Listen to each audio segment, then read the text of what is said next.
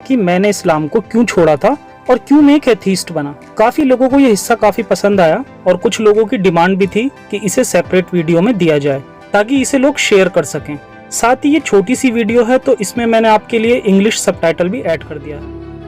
मैं modern Muslim family से हूँ और इस्लाम को बहुत ज्यादा फॉलो तो नहीं करता था, लेकिन गॉड में ट्रस्ट पूरा था।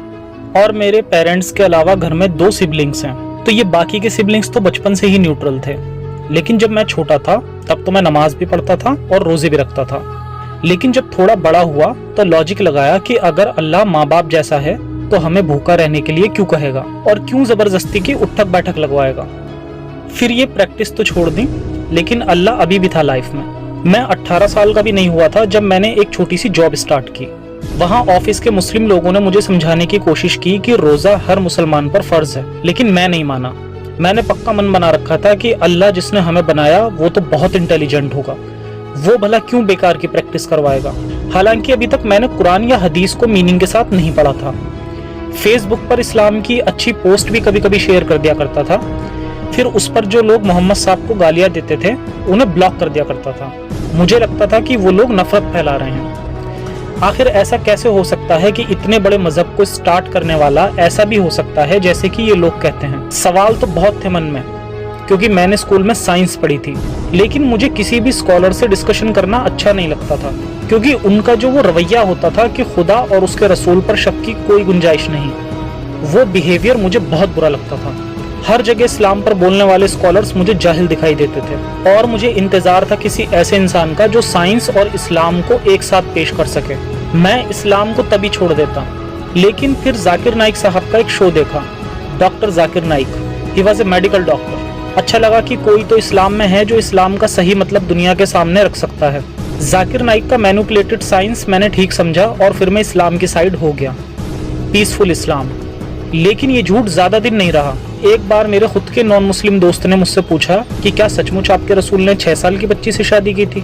मैंने बोला नहीं भाई, ऐसा नहीं हो सकता, ये सब नफरत फैलाने वाली बातें हैं। वो तो कुछ नहीं बोला, लेकिन इस बार मुझे लगा कि अब मुझे इस्लाम के बारे में पढ़ ही लेना चाहिए, ताकि नेक्स्ट टाइम कोई ऐसा कहे तो मैं उसे रियलिटी बता सकूं। सबसे पहले कुरान उठाया और मीनिंग के साथ पढ़ा। मुझे शक हुआ कि ये ट्रांसलेशन कुछ गलत है। फिर जब मैंने कुरान से रिलेटेड तफसीर पढ़ी तो मैं शॉक्ड हो गया। फिर मैंने बाकी हदीसें भी पढ़ी, आयशा का किस्सा पढ़ा, गुलाम औरतों के बारे में पढ़ा, 72 हूर, 3 तलाक, हलाला जैसी चीजें।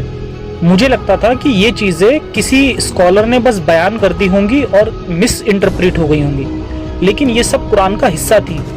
साइंस की तो धज्जियां उड़ी हुई थी। मैं बहुत डिप्रेस्ड हो गया कि ये क्या है, ये है इस्लाम। फिर मैंने इन सब बातों पर बड़े बड़े उलेमाओं के जस्टिफिकेशंस देखे, लेकिन मैं सेटिस्फाई नहीं था। जितना जस्टिफिकेशंस देखता था उतना ज्यादा इस्लाम से नफरत होती जा रही थी।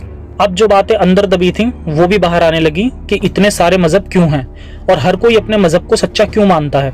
मैंने कॉस्मोलॉजी पढ़ी जो कभी स्कूल में नहीं पढ़ी थी, फिजिक्स, केमिस्ट्री, बायोलॉजी सब पढ़ा। इन सबको पढ़ने से मेरा अल्लाह भी मुझसे छूट गया। मैंने नोटिस किया कि हर जगह साइंस जबरदस्ती घुसाया जा रहा था। कुरान की बकवास आयतों के मतलब साइंस की डिफरेंट ब्रांचेस के साथ जोड़ने की कोशिश हो रही थी। मैंने एक्स मुस्लिम लोगों को सुना और उनके बताए रेफरेंसेस वेरीफाई किए, वो लोग सच बोलते थे। उसके बाद तो मैंने इस्लाम को बहुत डीप में पढ़ा और अब मुझे पूरा खेल समझ आ गया था। ये एक बिजनेस था जिसे बनाए रखने के लिए कुछ लोग इस पर काम कर रहे थे, जो सच बोलने वालों की जान भी ले लेते हैं, और वो भी इसी सिस्टम के थ्रू। अब मेरे पास 2 रास्ते थे, एक कि मैं इस सच को अपने तक रखूं और अपनी जिंदगी सुकून से जीकर निकल जाऊं, दूसरा कि इस झूठ के खिलाफ आवाज बुलंद करूं। आवाज बुलंद करना ही मुझे इंसानियत लगा, लेकिन मैं समझ नहीं पा रहा था कि ये कैसे पॉसिबल होगा। फिर जब देखा कि सोशल मीडिया से लोग इसे ऑलरेडी कर रहे हैं, तो मैं भी आ गया उनका साथ देने और इस झूठ से लड़ने। अब ये लड़ाई तो मैंने शुरू कर दी है, लेकिन मैं इसे अकेले नहीं जीत पाऊंगा। इस लड़ाई को तभी जीता जा सकता है जब ज्यादा से ज्यादा लोग इस लड़ाई का हिस्सा हों, क्योंकि लड़ाई जिससे है वो जिस्मानी और दिमागी ताकत में भी हमसे किसी तरह कम नहीं है। इनके पास कमांडर्स हैं जिनकी बातों में इतना दम होता है कि कोई भी आसानी से इनके जाल में फंस जाए। इनके पास लोगों की भीड़ होती है जो कमांडर्स के एक इशारे पर कभी भी किसी भी ताकत को कुचल सकती है। इनके पास पैसा है, हथियार है, ताकत है, और सबसे बड़ी बात, एक झूठा खुदा भी उनके साथ है।